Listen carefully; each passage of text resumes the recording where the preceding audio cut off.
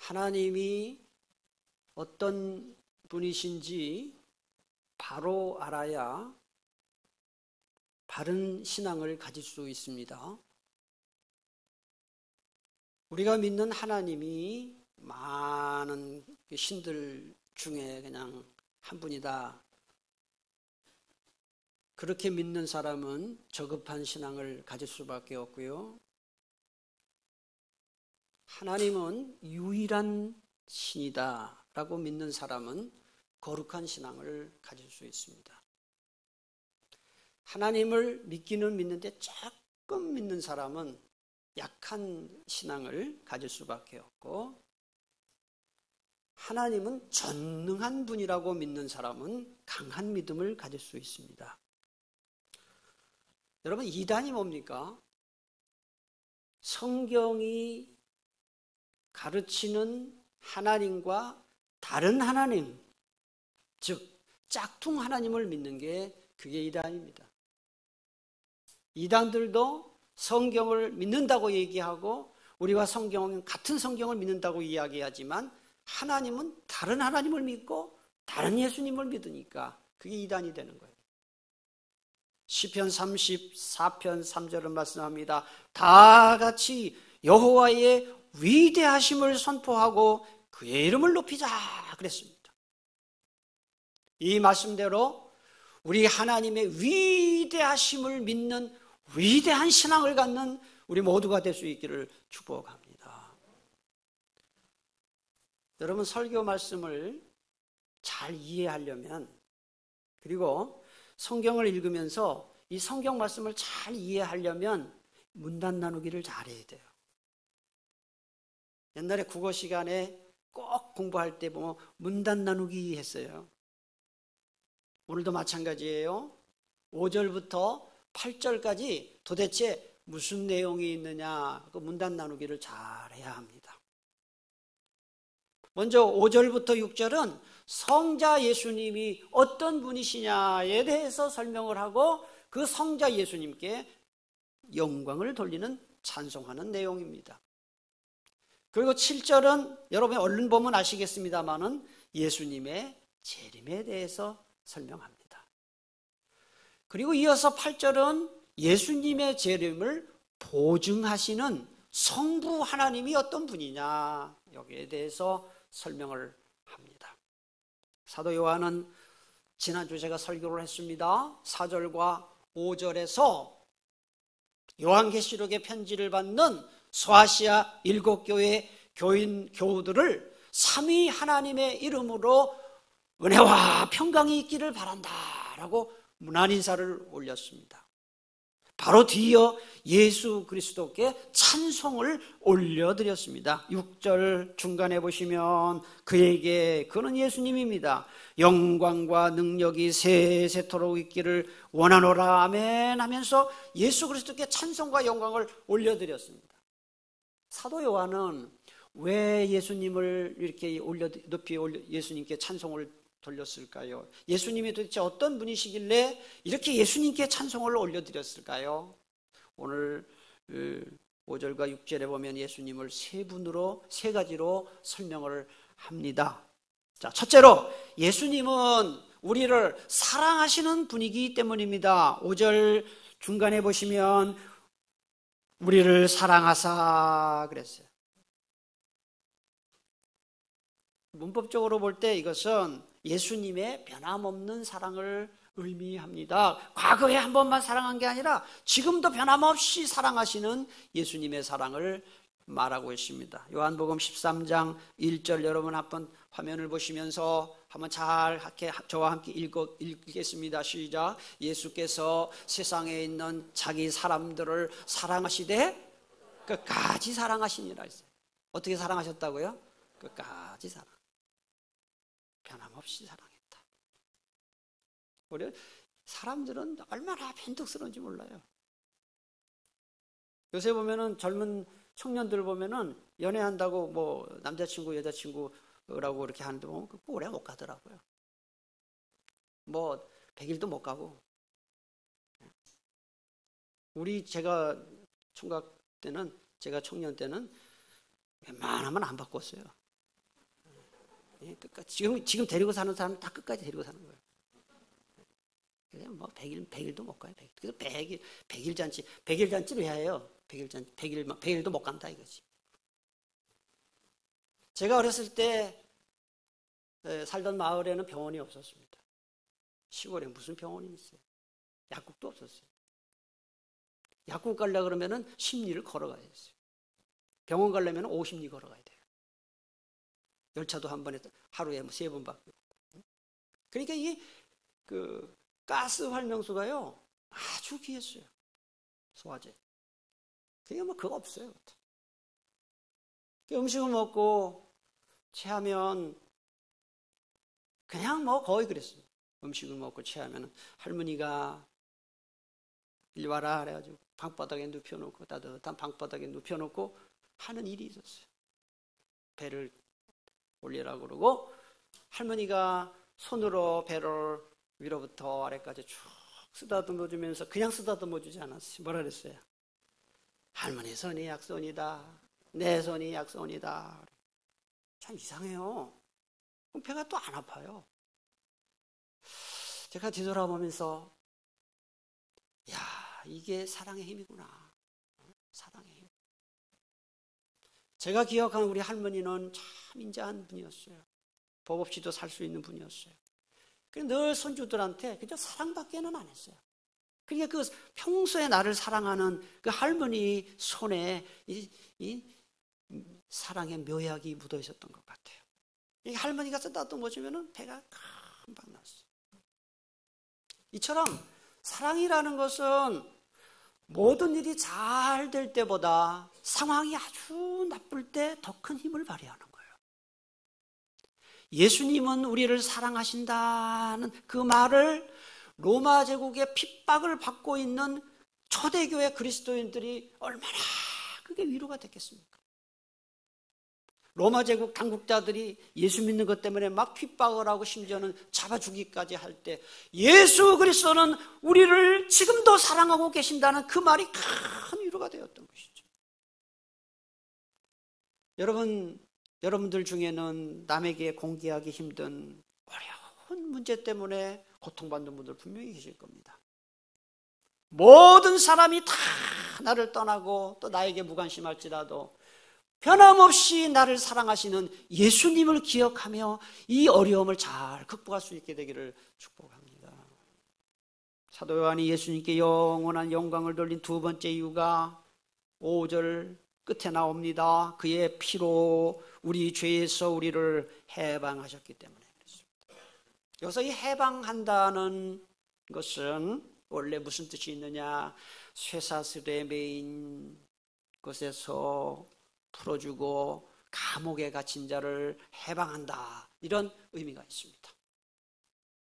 정치적 억압으로부터의 자유도 중요하고 경제적 착취로부터의 자유도 중요하고 전쟁으로부터의 자유도 중요하고 온갖 두려움과 불안으로부터의 자유도 중요하고 질병으로부터의 해방도 중요하지만 인간에게 가장 중요한 게 무엇이냐 하면 죄로부터의 자유, 죄로부터의 해방이에요. 왜 그렇습니까? 이 죄라는 것은 우리 인간을 포로로 삼고 노예로 삼기 때문에 그래요. 여러분, 죄 짓고 나면은 반드시 고통이 있고 대가를 치르고 불행해진다는 거 다 알면서도 사람들은 왜 이렇게 죄를 끊지 못할까요?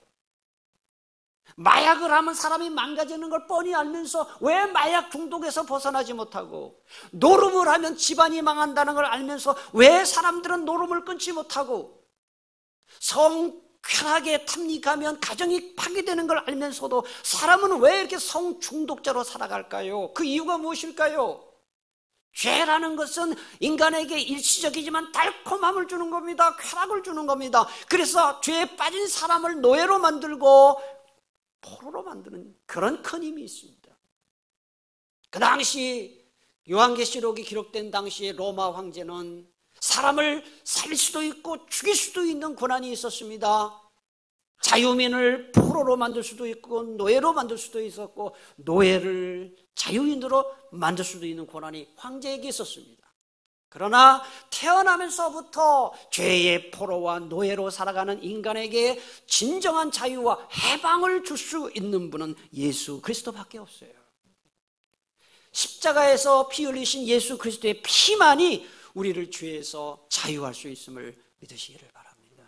베드로 전서 1장 18절 19절 이렇게 말씀합니다. 여러분은 조상으로부터 물려받은 여러분의 헛된 생활 방식에서 해방되었습니다. 여러분도 아시지만 그것은 은이나 금과 같은 썩어질 것으로 된 것이 아니라 흠이 없고 티가 없는 어린 양의 피와 같은 뭐로 됐다 그랬습니까? 그리스도의 귀한 피로 말했어요. 나 같은 사람이 예수 믿고 구원받았구나, 죄사함 받았구나 하는 구원의 감사, 구원의 감격, 구원의 은혜 늘 여러분 새로워지게 될 수 있기를 축복합니다. 사도 요한이 예수님께 영원한 영광을 돌려드린 세 번째 이유는 6절 상반절에 나와 있는 대로 그의 아버지 하나님을 위하여 우리를 하나님 나라와 제사장으로 삼아주셨기 때문에, 우리를 나라와 제사장으로 삼아주셨다 그랬어요. 여러분, 하나님이 이스라엘 백성들을 이집트에서 왜 해방시켰을까요? 그 이유가 무엇입니까? 단순히 이스라엘 백성들이 불쌍해서 노예 생활하는 게 불쌍해서 해방시켜줬나요? 그렇지 않아요. 출애굽기 19장 6절에 이렇게 설명합니다. 너희가 내게 대하여 제사장 나라가 되며 거룩한 백성이 되리라 그랬어요. 가장 큰 이유가 뭐냐? 제사장 나라 삼아준 거예요. 구약 성경을 읽어보면은 아주 반복적으로 예언자들이 나타나서 이스라엘 백성들에게 꾸짖는 장면들이 많이 나와요. 예언자들은 이스라엘 백성들을 왜 그렇게 자주 책망을 했을까요? 그 이유가 무엇입니까? 한마디로 말하면 제사장 노릇을 못했다는 거예요. 이스라엘 백성들이. 제사장의 가장 큰 사명이 무엇입니까? 하나님께 예배드리는 것입니다. 세상 사람들을 위해서, 믿지 않는 사람들을 위해서 중보기도 하는 것입니다. 하나님을 믿는 사람은 믿지 않는 사람들과 어떻게 다르게 사는지를 삶으로 보여주는 것입니다. 그걸 못했다는 거예요. 신약시대를 사는 우리 모든 그리스도인들은 영적으로 다 제사장입니다.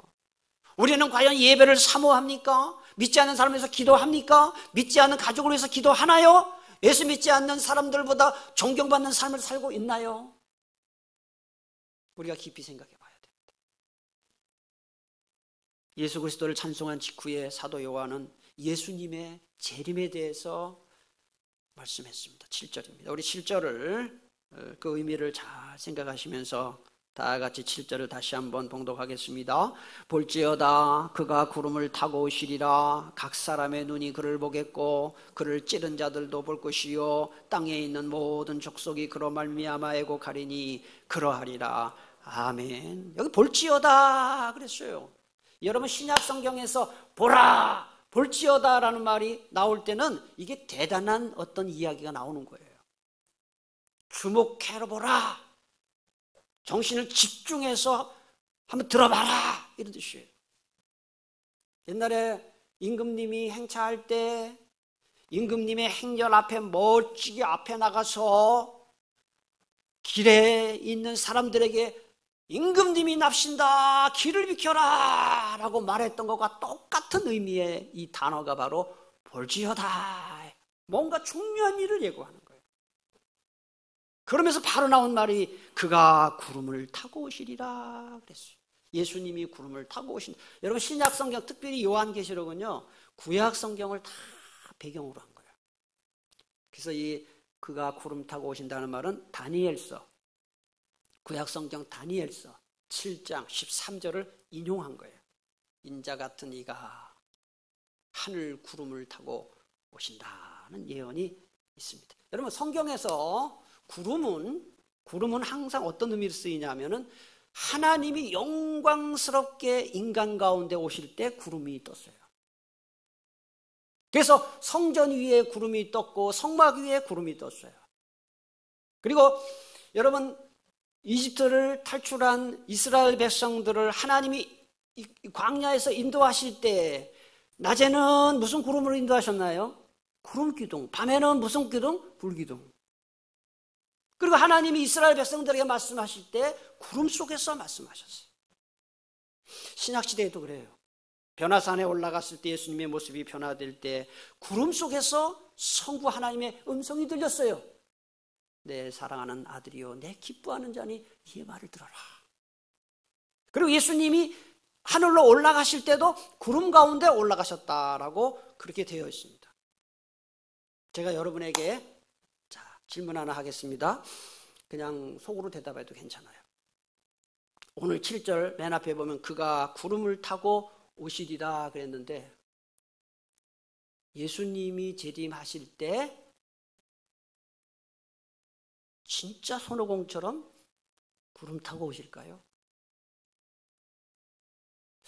여러분 비행기 타보는 분 아시겠습니다만은 비행기 타고 이렇게 밑에서 뭐 구름이 굉장히 뭔가 어마어마한 뭐 덩어리가 있는 것처럼 보이지만은 사실 비행기 타고 이렇게 올라가서 보면은 구름은 이렇게 가벼운 것이죠. 거기 누가 사람이 앉을 수 있는 게 아니에요.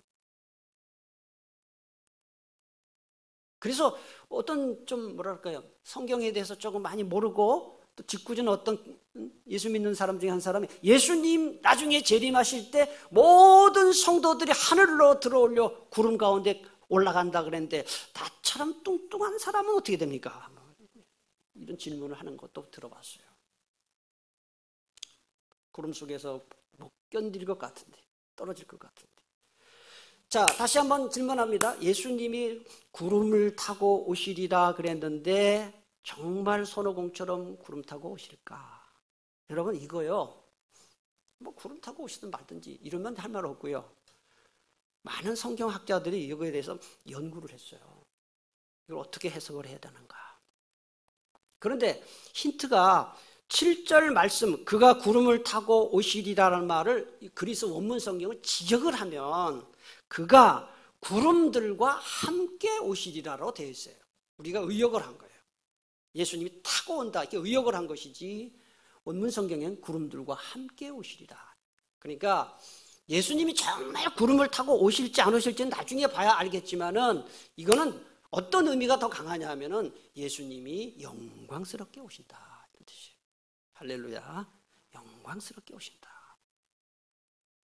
요한계시록 기록될 당시에 로마 황제가 절대 권력을 갖고 있었지만은 예수님이 재림하실 때는 로마 황제 권력을 압도하는 그런 만왕의 왕으로서 심판과 구원을 행하기 위해서 이 세상에 오신다 하는 것을 이렇게 그림 언어로 표현한 거예요. 그 다음에 7절 중간에 보니까 각 사람의 눈이 그를 보겠고 그랬어요. 이것도 원문 성경의 뜻을 직역하라면 모든 사람의 눈들이 그를 보겠고예요. 자, 예수님이 승천하실 때 어떤 모습으로 승천하셨는지 사도행전 1장 9절부터 11절 여러분 잘 보세요. 특히 빨간 글씨를 잘 보세요. 한번 다 같이 봉독합니다. 시작. 이 말씀을 마치시고 그들이 보는데 올려져 가시니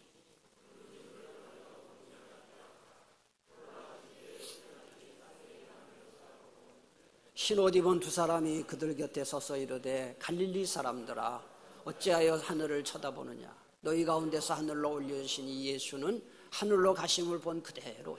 여기 보면요 빨간 글씨만 잘 보세요.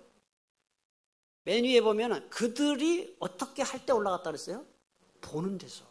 사람들이 다 보는 가운데 올라갔다 그랬어요. 그 다음 맨 밑에 보면 예수님이 다시 오실 때도 예수는 하늘로 가심을 어떻게 한 대로? 본 그대로 오신다. 그래 이게 뭘 말합니까? 예수님이 재림하실 때도 몇몇 사람들만 볼 수 있게 오시는 것이 아니라 이 세상 모든 사람들이 다 보는 가운데 예수님이 오신다 이 뜻이에요. 그건 얼마나 많은 사람이 예수님이 오시는 걸 보느냐? 잘 들어보세요. 이 천지 창조 때부터 인류가 시작된 그때부터 예수님이 오실 때까지 살았던 모든 사람들 죽었던 사람들 살아나서 보고 살아있는 사람은 살아있는 상태로 예수님의 재림을 본다 이런 뜻이에요. 죽었던 사람들이 다 부활해요. 제가 질문할게요. 믿는 사람만 예수님을 믿은 사람만 부활합니까? 안 믿은 사람도 부활합니까? 안 믿은 사람도 다 부활해요. 근데 왜 부활하느냐? 지옥 가려고.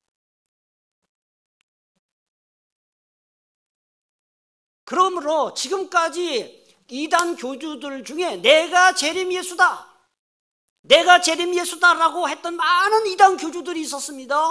그 사람들이 가짜인 것을 이거 하나만 해도 증명할 수 있습니다. 예수님 다시 오실 때는 모든 사람이 다 볼 수 있게, 알 수 있게 오신다 그랬어요.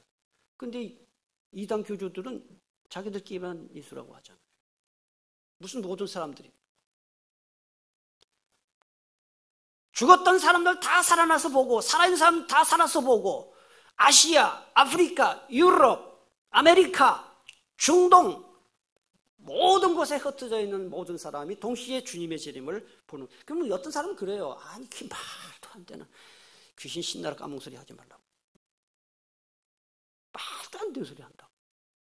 왜 말이야? 여러분 보세요. 인간의 과학기술로도 지구 반대편에서 월드컵 경기하는 거를 세계에서 다 봅니다.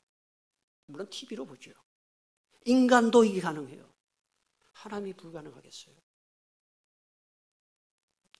예수님이 도둑같이 오신다 그랬는데 그건 무슨 말입니까? 예수님이 도둑처럼 오신다는 말은 예수님이 아무도 모르게 오신다는 뜻이 아니고요.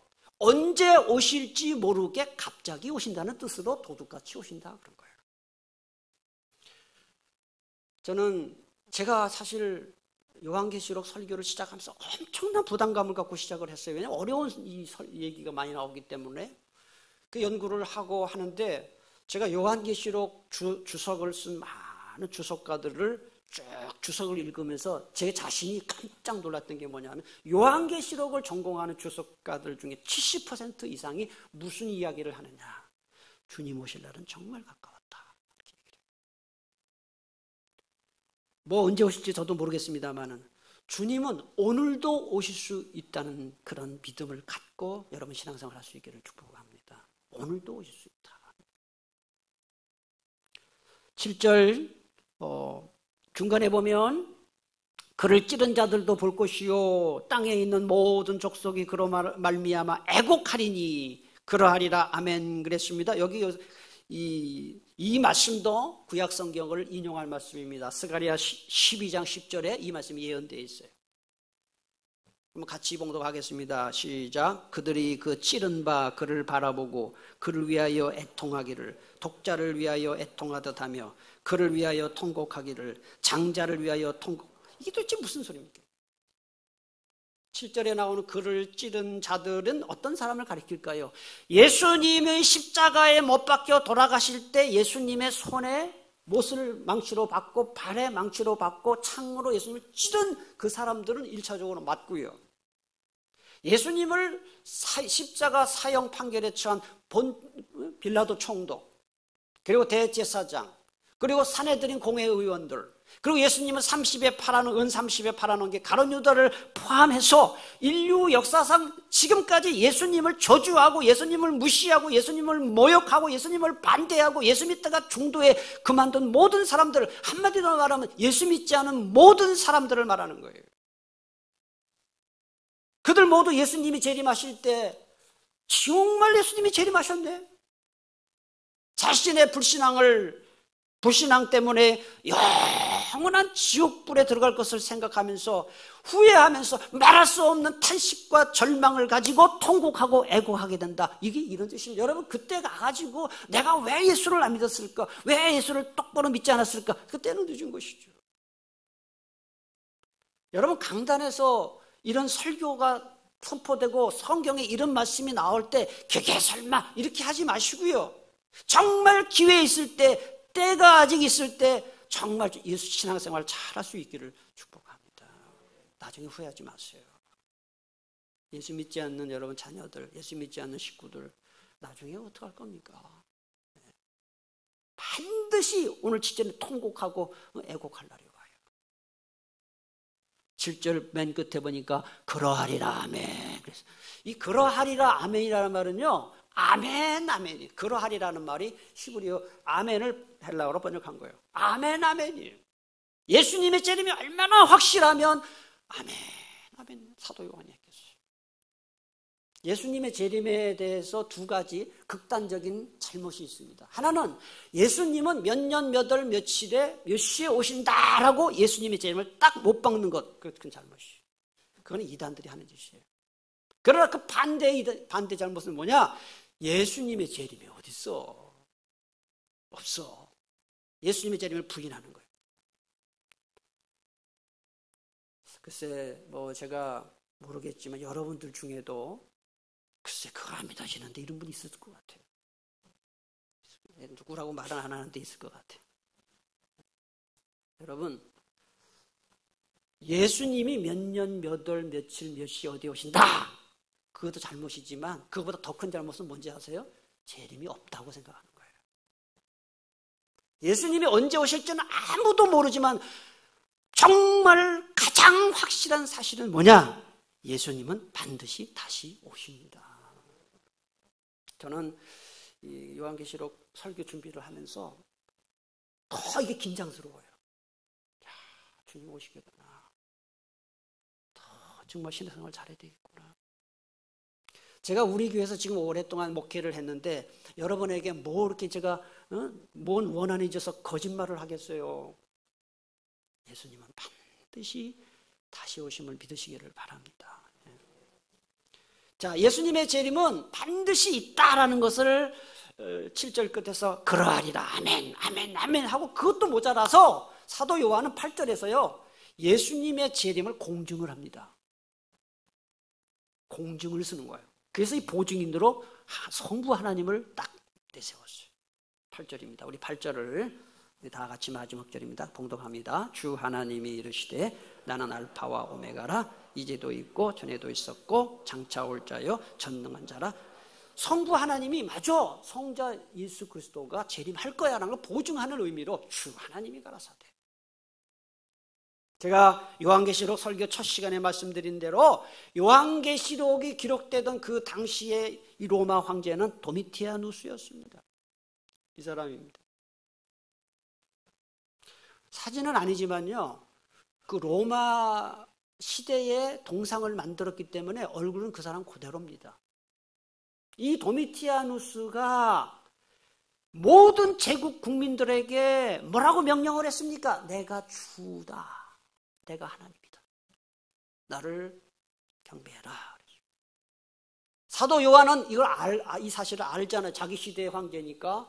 그걸 염두에 두고 8절에서 의도적으로 주 하나님이 이르시되 이렇게 한 거예요. 도미티아누스가 주도 아니고 하나님도 아니고 진정한 하나님은 성부 하나님이 진정한 하나님이다. 그 얘기예요.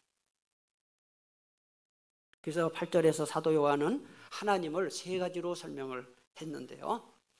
사실은 세 가지 모두 같은 의미예요. 첫 번째, 하나님은 첫째 어떤 하나님이라는지 보세요. 주 하나님이 이르시되 나는 뭐와 뭐라 그랬어요? 알파와 오메가라. 알파와 오메가 이거 보세요. 알파와 오메가가 뭡니까? 이제 제가 누차 말씀을 드리는데 신약 성경은 그리스어로 쓰여져 있어요. 헬라어라고 하는 사실 그리스. 지금 그리스라는 나라 있잖아요. 이태리 옆에 그리스 나라, 터키 옆에 그리스 있잖아요. 그 그리스어예요. 그걸로 쓰여졌는데 그 알파벳이 맨 앞에 나오는 게 알파예요. 여러분 영어가 이 그리스어에서 나왔다는 거 아시죠? 알파, 베타, 감마, 델타, 엡실론, 뭐 이오타 이렇게 쭉 가가지고 맨 끝에가 오메가예요. 요새 코로나 때문에 여러분도 그리스어 몇 개 알아요? 델타, 오미크론, 알파, 베타, 감마, 델타. 오미크론 중간에 오미크론이 나와요. 맨 끝에가 오메가예요. 나는 알파와 오메가다. 나는 뭐예요? 나는 처음과 끝이다. 이런 뜻이에요. 처음과 끝이다. 그래서 요한계시록 다른 부분에 보면은 처음과 마지막이다. 시작과 마침이다. 그러니까 첫 글자와 마지막 글자를 내세울 때 유대인들은 그 가운데 글자를 대표하는 거예요. 그리고 포함하는 거예요.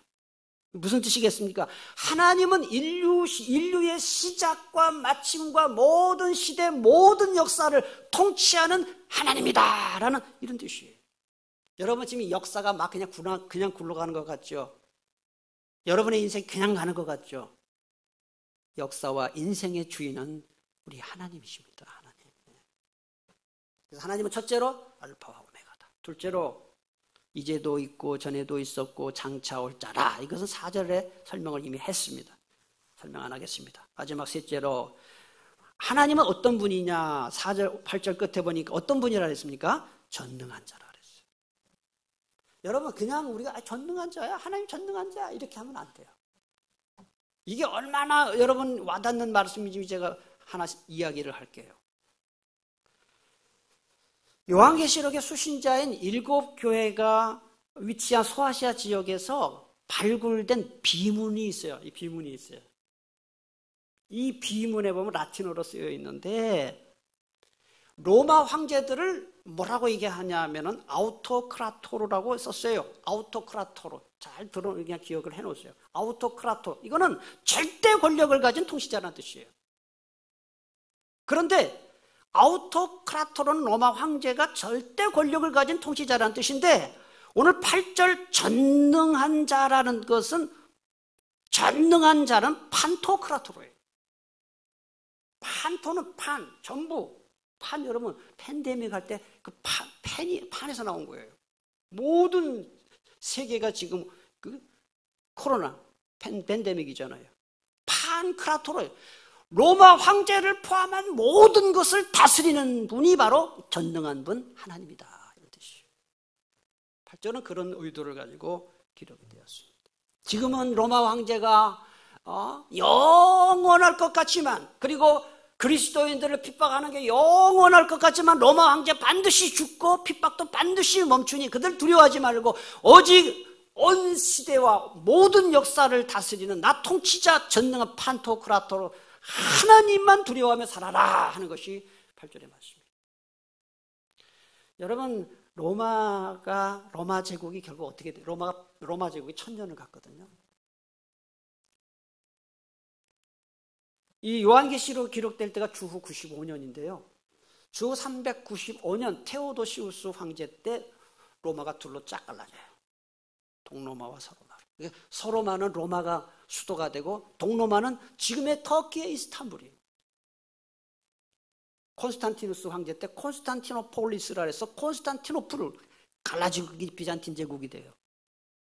그 동로마와 서로마가 주후 395년에 딱 갈라져요. 그 영원할 것 같았다. 그러니까 요한계시록이 기록된 후부터 300년 만에 딱 분열이 돼요. 그래서 이 서로마는 476년에 로마인들이 야만족이라고 깔봤던 게르만 용병대장 오도아케르에 의해서 딱 멸망을 해요. 서로마는 476년. 그리고 동로마는 1453년에 오스만 튀르크 무슬림 제국에 의해서 딱 망해요. 로마 제국이 영원할 것 같았는데 결국은 다 망하잖아요. 이 세상에 영원한 하나님은 우리 살아계신 하나님밖에 없습니다. 역사가 증명을 해요. 역사가. 시편 16절 여호와께서는 영원 무궁하도록 왕이시니. 주일 예배 시간마다 우리가 사도신경 신앙 고백하잖아요. 근데 여러분 오늘도 여러분 사도신경 신앙 고백했어요. 맨 처음 신앙 고백이 무슨 말이 나옵니까? 한번 잘 생각해 보세요. 시작. 전능하사 천지를 만드신 하나님 아버지를 내가 믿어. 첫 글자가 전능하사예요. 전능하신 하나님. 하나님이 전능하다는 게 뭐예요? 하나님은 모든 것 다 할 수 있다. 모든 주권이 하나님의 손에 달려있다. 하나님은 산 자를 죽이기도 하시고 죽은 자를 살리기도 하신다. 하나님은 낮은 자를 높이기도 하시고 높은 자를 낮게도 하신다. 여러분 제가 전능한 하나님 낮은 자 높이시고 높은 자 하면서 갑자기 누구 생각이 나냐면 윤석열 생각났어요. 아니 윤석열 대통령 될 걸 누가 알았냐고. 검찰총장 할 때 그 윤석열 총장이 대통령 될 줄 누가 알았어요? 그러니까 이 높은 자가 낮아지고 낮은 자가 높아지고 이게 하나님의 손에 달려있어요. 가난한 자 부하게 하시고 부한 자 가난하게 하시는 것도 하나님이 하시는 거요. 의사들이 두 손 두 발 다 들고 못 고칩니다. 불치병입니다. 이거 죽어야 됩니다. 하는 병도 하나님 역사하시면 얼마든지 고칠 수 있는 것이지요. 이것을 하나님이 전능하신 분입니다라고 그걸 믿는 사람은 절대 절망하지 않아요. 절대 낙심하지 않아요. 제가 그 오미크론도 걸려보고 요새 참 힘들더라고요.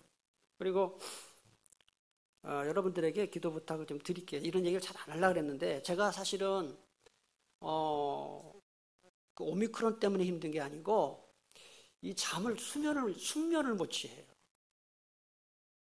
2달 전부터 숙면을 취하지 못하고 자꾸 깨고 이래가지고 이게 매일 이 정신이 몽롱하고 머리가 피곤해요. 이게 원인이 여러 가지라고 의사 선생님이 뭐 얘기는 해요. 정신노동자들에게 많이 나타난다고도 하고. 근데 이건 뭐 제가 볼 때는 좀 쉽게 말하면, 나쁘게 말하면 나이가 들어서 그런 것도 있는 것 같고요. 그 사람이 이 육체적으로 자꾸 이렇게 컨디션이 안 좋고 하니까 잘못하면 이게 우울해지겠더라고. 그래서 내가 교우님들 중에 뭐 이렇게 우울해하시는 분들의 심정을 제가 많이 이해해요. 그러나 왜 극복할 수 있느냐? 하나님이 나를 사랑하시잖아요. 놔두겠냐고요. 돌보시잖아요. 여러분, 아무리 힘들고 어려워도 나의 아버지, 내가 섬기는 우리 하나님, 전능하신 하나님이 나를 지금도 붙잡고 계시잖아요.